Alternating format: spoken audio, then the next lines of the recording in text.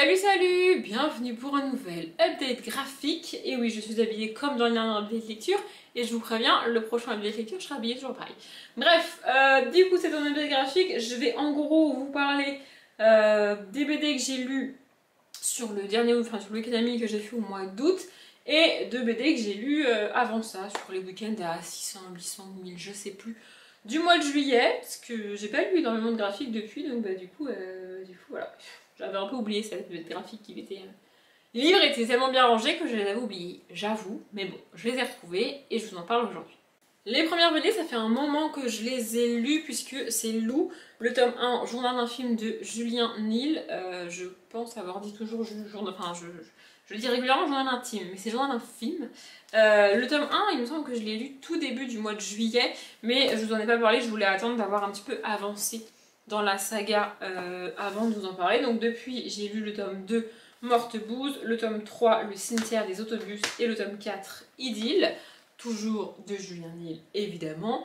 Et vraiment, je trouve ça très cool de retrouver ce personnage et sa maman, que moi je suivais en dessin animé quand j'étais petite. Ça a un côté très enfantin, je sais pas, c'est très nostalgique évidemment. Et je trouve ça très cool. Bon, je vous avoue que là je fais une pause dans mon avancée des BD parce que j'aurais pu finir la saga avant de vous en parler en update graphique, mais je me suis rendu compte pendant ma lecture du tome 4 que ce serait peut-être mieux si je faisais une pause, voyez-vous. Donc je fais une pause dans ma lecture de la saga. Je vais garder que le tome 1, ce sera plus simple pour vous en parler, mais en gros dans la saga on suit donc Lou, qui est ce personnage là, qui a, je sais pas, elle doit avoir 10-11 ans, un truc comme ça, et elle vit avec sa maman. J'essaye de vous montrer sa maman. Voilà, ça c'est sa maman. Donc elle vit toute seule avec sa maman, son père on n'en parle pas, je crois. En tout cas je ne sais pas où est son père. Je crois qu'on en parle un peu dans le tome 1 ou dans le tome 2, mais en gros ses parents, l'histoire de ses parents a duré très peu de temps et c'est pas forcément prévu qu'ils aient un enfant, mais bon bah du coup quand elle est tombée enceinte, sa mère, le père a dit ah non moi ça m'intéresse pas et il s'est barré gentiment, merci monsieur. Donc elle a pas de contact et pas de relation avec son père, elle vit avec sa mère et c'est un peu le genre de relation où la fille est plus responsable que la mère. Je trouve ça assez fun à suivre vraiment. Et c'est il me semble que je l'avais dit en vlog, je sais plus. En fait, pour tout vous dire, j'ai un doute sur est-ce que je vous ai déjà parlé du tome 1 en update graphique ou pas. Mais comme il fallait que je vous parle des tomes 2, 3 et 4, je me suis dit ça ne changera pas grand chose. En fait, j'adore cette mère, c'est pas du tout une mère parfaite. C'est pas le cliché de la maman qui s'occupe de sa fille, qui se lève hyper tôt pour lui faire à manger, pour lui préparer le petit-déj, pour la déposer à l'école. C'est même le cliché inverse de la mère pas du tout organisée, qui sait pas faire à manger, qui se réveille toujours en retard. Et je trouve ça cool qu'on ait cette vision-là, enfin qu'on donne cette vision-là aux enfants et aux plus jeunes, parce que, surtout aux petites filles, hein, parce qu'on a tendance à imposer aux petites filles que si t'es une femme, tu dois vouloir les enfants, tu dois vouloir avoir des enfants et tu dois être une mère parfaite. Ça n'existe pas, les mères parfaites. Alors on est peut-être pas obligé d'aller aussi loin dans le cliché de la mère parfaite, mais c'est l'idée et je trouve ça cool. En gros, on est à l'opposé de Brie Van de Camp. On est plutôt sur une Lynette Scavo, si vous avez ces références-là. Bref, dans le tome 2, ça se passe en été. Et donc les deux, Lou et sa maman vont rendre visite à la grand-mère de Lou, avec laquelle ils n'ont pas forcément une très bonne relation, ni l'une ni l'autre, pour des raisons différentes. Et on continue la petite romance qu'il y a entre Tristan et Lou. Donc Tristan est le voisin de Lou, et en gros elle est en crush sur lui depuis presque toujours, mais elle ne lui a jamais rien dit. Voilà. Et on commence aussi à avoir une relation du côté de la maman qui va rencontrer quelqu'un, tout ça et tout ça. Le tome 3 se passe globalement sur l'année scolaire qui suit, avec des avancées dans les vies des deux personnages principaux évidemment, dans leur vie amoureuse aussi, et dans le travail de la maman notamment, qui a écrit un bouquin et qui va publier un livre. Je trouve ça très cool à voir évidemment. Et dans le tome 4, Lou demande à sa mère si elle peut partir en vacances avec ses amis et les parents d'une de ses amies, donc sans elle. Et de son côté, sa maman part en vacances avec son mec quasiment tout l'été. Et voilà, c'est ce tome-là que j'ai un peu moins aimé, mais je pense que c'est surtout parce que j'ai enchaîné vraiment les 3 tomes sur le même week-end et du coup j'ai commencé, ça faisait peut-être un peu trop. J'aurais peut-être pas dû faire ça. Mais voilà, c'est une saga que j'aime beaucoup. Vraiment, je la trouve très cool. Il faudrait que j'achète la suite. Mais en fait, c'est bizarre parce que je sais que si j'achète la suite maintenant, je vais la lire tout de suite. Et j'aimerais éviter de la lire tout de suite pour apprécier la fin de la saga. Ouais, je l'ai dit, hein, c'est bizarre. Mais vraiment, c'est une très bonne saga de BD et je vous les conseille. On passe aux BD que vous avez vus plus récemment, puisque je les ai lus sur le week-end d'Amil du mois d'août, enfin que j'ai fait au mois d'août. Donc c'est, la suivante, c'est Papa Situation de Karim Mafouf. Je sais pas si vous connaissez Léna Situation, de son vrai nom Léna Mafouf, et donc Papa Situation Karim Mafouf, c'est son papa. Et en fait, je m'attendais à ce que dans cette BD, il revienne vraiment sur... donc pour ceux qui savent pas, il est dessinateur de base. Vraiment, c'est son métier depuis toujours, avant que sa fille soit sur YouTube. C'est comme ça qu'il gagnait sa vie. Il est dessinateur principalement pour enfants, il me semble. Et donc, il a dessiné lui-même et écrit lui-même cette BD et il a pu la publier. Et donc, je pensais que dans cette BD, il reviendrait vraiment sur le parcours de sa fille et sur la vision que lui a de voir évoluer sa fille comme ça, parce que c'est pas évident non plus pour les parents de voir leurs enfants déjà devenir youtubeur, youtubeuse, qui est un métier qui n'existait pas il y a encore quelques années, influenceuse si vous préférez, et de voir ta fille devenir aussi connue, aussi populaire, avec tous les côtés positifs et tous les côtés négatifs que ça a. Pour les parents, ça doit pas être évident non plus. Donc je pensais que ce serait vraiment ça que raconterait la BD, et en fait non, il fait vraiment un historique de YouTube et de l'évolution de YouTube, des youtubeurs et des youtubeuses, mais pas de Léna, vraiment de la globalité du YouTube français en tout cas, et puis un petit peu de comment elle l'a intégré là-dedans et comment il a pris part à ce qu'elle faisait, elle, sur les réseaux, mais vraiment, en fait ce qui m'a dérangé, c'est que j'ai trouvé qu'on restait vraiment en surface et je m'attendais pas forcément à ça. Après, ça se lit très bien, c'est très cool, les dessins sont très fun. Vraiment, il y parle un peu de McFly et Carlito. Alors, j'ai pas les refs, j'ai pas compris pourquoi il parlait autant de McFly et Carlito. En plus, il se trouve que je ne suis pas McFly et Carlito sur YouTube. Oui, parmi mes 500 abonnements YouTube, je vais y arriver, il n'y a pas McFly et Carlito, voilà, je vous le dis.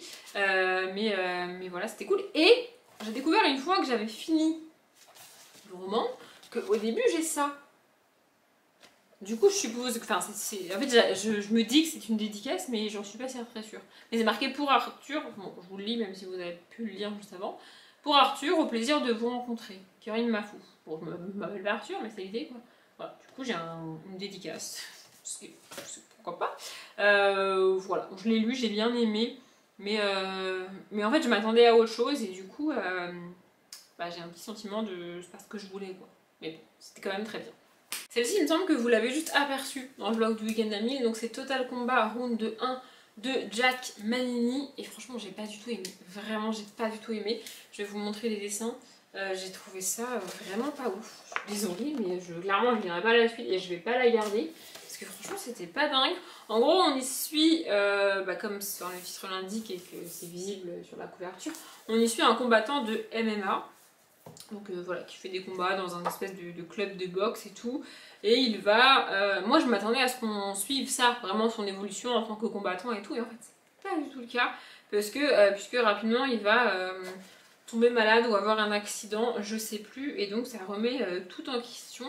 Et selon moi ça part en couille. Mais genre vraiment, c'est un peu tiré par les cheveux. Comme c'est une BD, tout se passe très très vite. Vraiment d'une planche à une autre, il y a 3 semaines qui se sont passées, je comprends pas vraiment. Moi, en fait c'est pour ça aussi que j'ai du mal avec les BD, parce que si quand je tourne la page j'ai l'impression qu'il me manque une page au milieu, c'est qu'il y a un souci en fait. Enfin, tu peux faire des BD, tu peux faire des planches et tout, mais écrire une histoire qui va un peu vite parce que le format, mais pas au point que quand je tourne la page je me dis mince, j'ai sauté une page, vous voyez. Enfin, je trouve ça abusé et ça m'est arrivé plusieurs fois pendant cette lecture là. Voilà, donc ensuite il va à l'hôpital et puis quand il sort, il se rend compte que son oncle, je crois, avec qui il vivait, a été mis à la rue parce qu'il a perdu son job et du coup il vit dehors et il essaye de l'aider et il va reprendre les combats même s'il devrait pas. Il y a aussi une histoire d'amour hyper chelou. Enfin, j'ai pas du tout accroché avec ce truc là. Et puis alors, les planches comme ça, vraiment, je trouve ça nul. Je suis désolée, mais voilà, je n'ai pas du tout aimé. j'ai pas du tout trouvé ça intéressant. Et je le dis et je le répète, je ne lirai pas la suite. Pas compris. Et on termine avec celui-là, vous l'avez jamais vu, mais j'avais envie de faire des énigmes, j'en ai fait un petit peu tout au long du mois de juillet et tout au long du mois d'août, je ne vous l'ai jamais montré en vlog. Donc c'est le trésor des cités d'or. En gros c'est le même format que Disparition à Londres que j'avais déjà fait. Et j'ai adoré Disparition à Londres. En gros c'est un livre que tu lis pas dans l'ordre, tu vas d'une énigme à une autre, donc tu peux passer de l'énigme numéro 1 à la numéro 25, puis tu reviens à la 3, puis tu vas à la 46, puis tu vas à la 187, voilà, tu lis pas le livre dans l'ordre, et puis tu as une carte de Londres, et tu as plusieurs énigmes pour résoudre une enquête. Et je pensais que ça serait la même chose ici, et en fait, pas du tout. C'est des trucs, enfin c'est 6 mini... En gros, le livre est divisé en 6 avec des petites énigmes à chaque fois. Le souci, c'est que... comment dire ? T'es pas toujours obligé de résoudre l'énigme pour passer à la suite, c'est-à-dire que des fois on te dit fais ça puis va là, du coup t'as pas besoin de faire l'énigme pour aller à l'étape suivante, ce que je trouve pas ouf. Et comme c'est 6 petites histoires, bah, les mêmes énigmes reviennent et c'est chiant, enfin moi je trouve ça chiant. Vraiment, il y a des trucs qui sont tirés par les cheveux, il y a des trucs qui sont pas franchement fun, et puis en fait quand j'aime pas une énigme et que je dois la refaire 4-5 fois parce qu'elle y est dans chaque truc, ça me saoule, vraiment. Honnêtement, je voulais le terminer, puis je me suis dit, à quoi bon? À quoi bon m'obliger à faire ces énigmes-là alors qu'elles ne me plaisent pas, qu'elles ne m'intéressent pas, ça n'a aucun sens. Donc, je ne les ai pas terminées. Je ne sais pas ce que je vais foutre du bouquin, parce que du coup, j'ai écrit dessus pour faire les énigmes et tout. Mais vraiment, je pense que c'est des bonnes énigmes pour les enfants. Mais moi, j'en fais beaucoup. Ah oui, puis alors, il y a aussi des trucs comme ça. Je sais pas si vous voyez. En gros, il y a quelques chiffres qui sont mis et tu dois compléter les cases de 1 à 26 avec des règles, mais les règles font que tu es obligé de démarrer de manière floue. Tu es obligé de tenter au début de poser 3-4 chiffres et ensuite de voir si ton départ était bon. Alors ça, je supporte pas. Ça m'insupporte. Je vous jure, ça m'insupporte. Pourquoi tu me fais un début flou comme ça et si je me plante il faut que je recommence? C'est une énigme nulle, elle est mal construite ton énigme, ça ne va pas du tout, il y a un problème. Vraiment ça me tape sur le système. J'ai pas compris, vraiment je n'ai pas compris, du coup bah je n'ai pas fait. Comme j'ai dit, j'ai arrêté en plein milieu. J'ai été jusqu'à la page, attendez je vous dis ça, 80. Je sais pas si c'est la moitié, ouais c'est ça, c'est à peu près la moitié, je me suis arrêtée là en gros. Parce que franchement, j'ai pas trouvé ça dingue. Peut-être que pour les enfants, ça peut être intéressant pour démarrer les énigmes si vous voulez. Mais pour moi qui aime beaucoup les énigmes et qui m'en fait beaucoup, j'ai trouvé ça sans intérêt.